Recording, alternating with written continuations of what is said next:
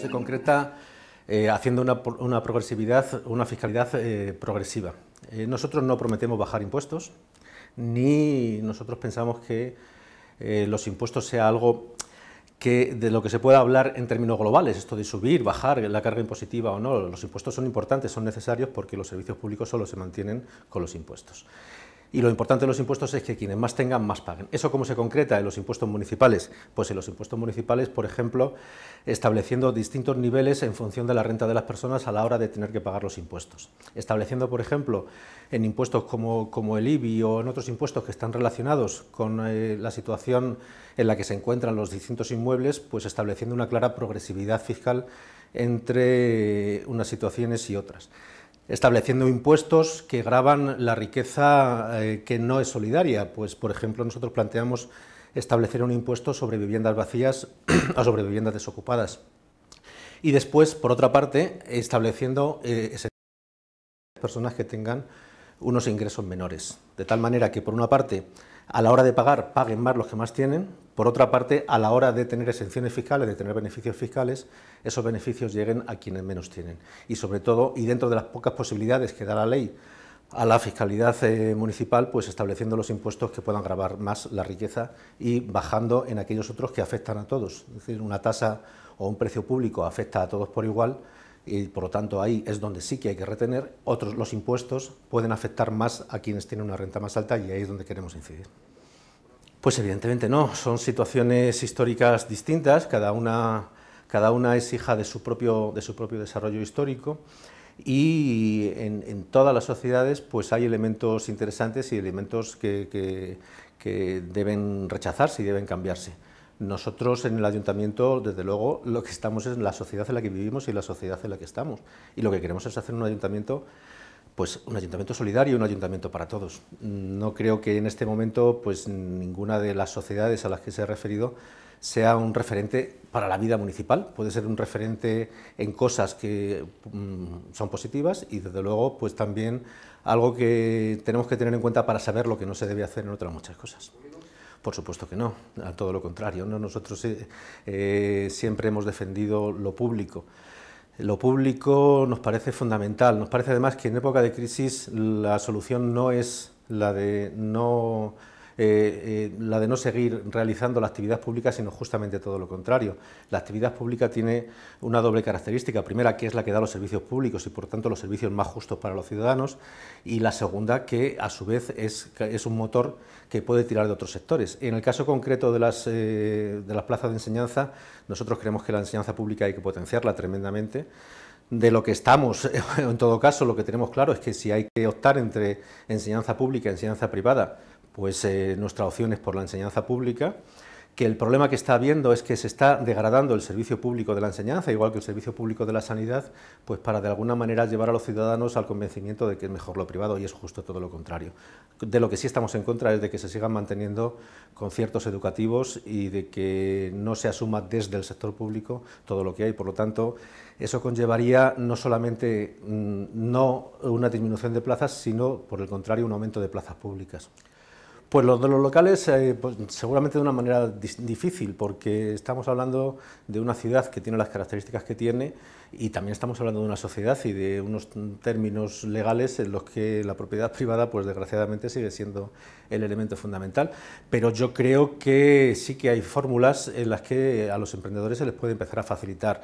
Pues, por ejemplo, nosotros hablamos de parques de viviendas de alquiler, en las que, manteniendo la propiedad pública, esas viviendas se alquilen, pero de la misma manera se puede hablar de parques de locales y de centros comerciales de alquiler, es decir, manteniendo la titularidad pública de esos locales, pues poder irlos facilitando a los emprendedores. Era una de las propuestas a las que me refería anteriormente, que desde el Ayuntamiento se facilite la entrada de los emprendedores a su primer empleo y después, además, pues eso ajustarlo a que se cumplan determinadas condiciones de empleo, condiciones de, por ejemplo, cedérselo a aquellos parados que se unan en cooperativas de trabajo, a aquellas personas que van a garantizar después que el desarrollo de su actividad no va a ser solamente un desarrollo lucrativo. Entonces, desde lo público siempre se puede incidir en lo privado. En la medida en que lo público interfiere en el mercado, en cualquier mercado y en este también, pues está creando unas condiciones que van a ser beneficiosas para todos.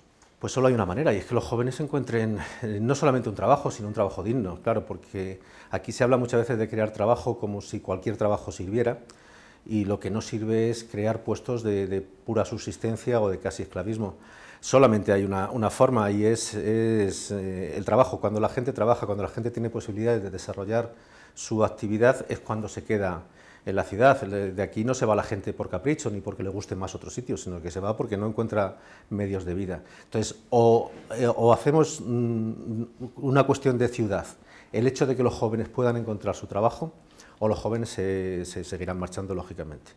Y fórmulas para eso, pues desde luego la fórmula que desde la izquierda se plantea es siempre desde lo público y desde la ayuda, pues precisamente a que los jóvenes puedan desarrollar su propia actividad, su propio trabajo, pues con la fórmula de las que hemos venido hablando. Yo no creo que sea una cuestión de regalar suelo a las empresas así de una forma indiscriminada, es decir, todo el que venga que coja suelo y que se ponga. Para que se regale suelo desde lo público hay que establecer condiciones.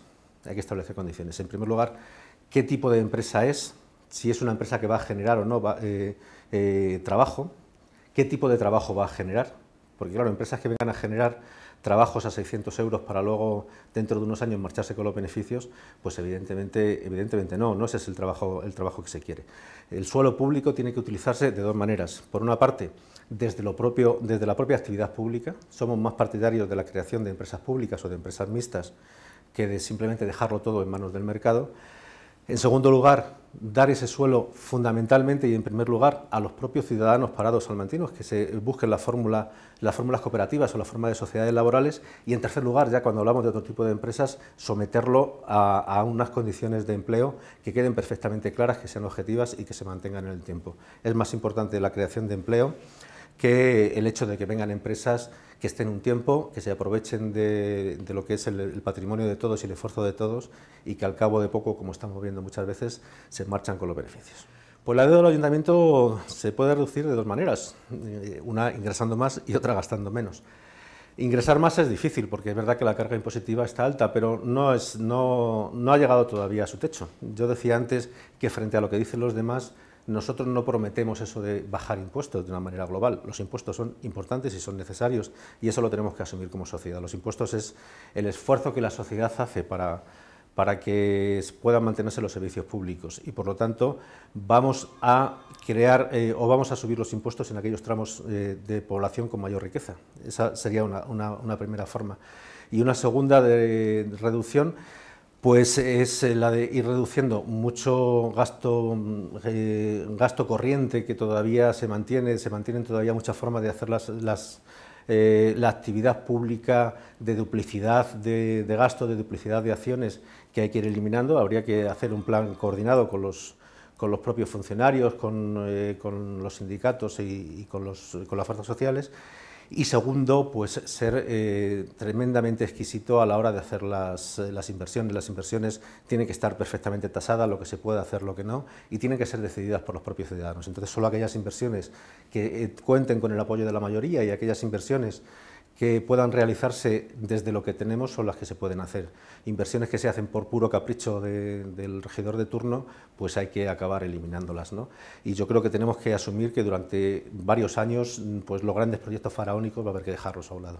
Pues los proyectos de los barrios son fundamentalmente lo que decidan los propios barrios, como decía antes. Es decir, si conseguimos que de verdad haya un funcionamiento en los barrios a través de asambleas abiertas, a través de la participación ciudadana, pues iremos poco a poco cambiando el aspecto de Salamanca y la relación de los barrios con el centro de la ciudad. En segundo lugar, tener en cuenta que la mayoría de los ciudadanos de Salamanca viven en los barrios, no viven en el centro. Está muy bien que tengamos un centro muy bonito, que sea un gran escaparate, que sea una atracción de turistas, pero las inversiones en el centro yo creo que en este momento se deben dar por finiquitadas. Hay que empezar a hacer actuaciones claras en los barrios. Hay que conseguir implicar a los ciudadanos de los barrios. Hablaba antes de sociedades cooperativas para pequeñas actividades en los barrios y yo creo que ese es un proyecto interesante y un proyecto que puede salir adelante. Es decir, que sean los propios ciudadanos que están en los barrios, los jóvenes, los parados de los barrios, los que vayan asumiendo las necesidades de hacer cosas en los barrios y creen las los medios para hacerlo, pues desde las cuestiones de jardinería, las cuestiones de mantenimiento, que siempre son los flancos débiles de los ayuntamientos, pues bien, que el ayuntamiento potencie esas cooperativas, que contrate fundamentalmente con esas cooperativas. Y después hay un elemento importante, que es el que decía también antes, que es el conseguir conectar a toda la ciudad. El fomento del transporte público es uno de los elementos que en este momento son más necesarios y más importantes para que toda la ciudad se conecte y para que los barrios también pues consigan un nivel de vida y una calidad de vida distinta. No, ya dije antes, hay personas del Partido Comunista, yo soy miembro del Partido Comunista y además pues me siento muy honrado de ello, porque jamás he querido que sea un motivo de desdoro, ni mucho menos, pero aquí participa mucha más gente. Si solo fuera el Partido Comunista nos hubiéramos presentado como Partido Comunista sin ningún problema, pero la izquierda de Salamanca primero surge desde personas que están en colectivos ciudadanos que no son miembros del Partido Comunista, surge desde personas que están vinculadas al CEA, al colectivo estudiantil alternativo, a personas que están vinculadas a Foro por la Memoria y a personas vinculadas a Innova, una asociación de investigadores. Y a partir de ahí, pues nos vamos sumando otros colectivos y se van sumando personas, y siempre a título individual. El Partido Comunista no participa como Partido Comunista, sino que participamos a título individual, personas que estamos ahí, personas que están en Izquierda Republicana, personas que no tienen ninguna otra afiliación política y personas que están en colectivos. Por lo tanto, no es igual a Partido Comunista. Es verdad que sí que hay miembros del Partido Comunista, insisto, yo el primero. Pues en principio a nadie. Y me explico, no se trata de apoyar a priori a unos u otros para que luego hagan la política que quieran. Si se diera esa situación, una cosa tenemos clara, al PP en ninguna instancia, no hay ninguna posibilidad de colaboración con el PP, es decir, el PP tiene una forma de entender la vida política y de entender los planteamientos diametralmente opuestos a los que podamos entender nosotros. En cuanto al PSOE, el PSOE tendría que pasar por un proceso que supondría, en primer lugar, que se pusieran sobre la mesa cuáles van a ser los objetivos a realizar, cuáles son los compromisos, pero los compromisos que pudieran constatarse realmente, es decir, no las grandes palabras, y después, de la mano, tendríamos que ir a hablar con los ciudadanos, a hacer asambleas abiertas, a hacer asambleas ciudadanas, en las que se asumiesen los compromisos, nos dijesen de qué manera van a hacer la política, y a partir de ahí, si con esos planteamientos convencieran a los ciudadanos, convencieran a las asambleas y se comprometiesen a realizar un programa que pudiera ser asumible por la gente de izquierdas, pues bueno, podríamos apoyarlos, pero en ningún caso a priori, ni en ningún caso desde un planteamiento simplemente de quién va a ser el alcalde o quién va a estar ahí, porque eso no sirve para nada. Es decir, el que esté una persona u otra, si la política no es la misma o la política no cambia o no hay unos compromisos serios, claros y concretos y que después puedan ser constatados por los propios ciudadanos, pues no creemos que nosotros tengamos que estar en la responsabilidad de decidir quién sea el alcalde de Salamanca. Pues yo no creo que sean demasiados candidatos, yo creo que es bueno el pluralismo. Decía antes que la sociedad es mucho más plural y es mucho más rica de lo que se refleja en las instituciones y por lo tanto no hay que tener miedo al pluralismo. Aquí todo el mundo puede sumar, todo el mundo viene a plantear lo que considera que son sus propuestas y lo que considera que es su planteamiento político y por lo tanto todo el mundo tiene derecho a presentarse ante los ciudadanos, explicar qué es lo que ha hecho, qué es lo que piensa hacer y obtener ese aval de los ciudadanos. Entonces yo creo que nunca hay demasiados planteamientos políticos, sino al contrario, cuanto más haya, muchísimo mejor. Otra cosa son las matemáticas electorales. Si aquí solamente estuviéramos a las matemáticas electorales, pues posiblemente sí, serían muchos, porque al final la ley es la ley y establece cuál es el reparto de lo que hay.